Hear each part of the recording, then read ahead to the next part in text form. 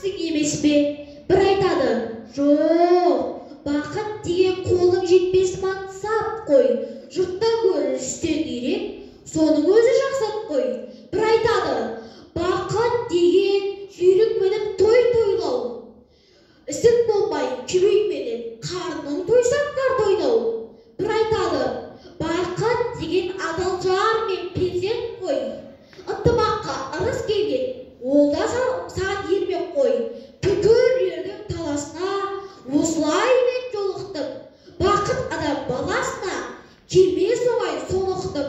Безбеймін мен баладан да, байлықтан да, жардан да, мансап етпес бар адамға үлестіріп алғанда.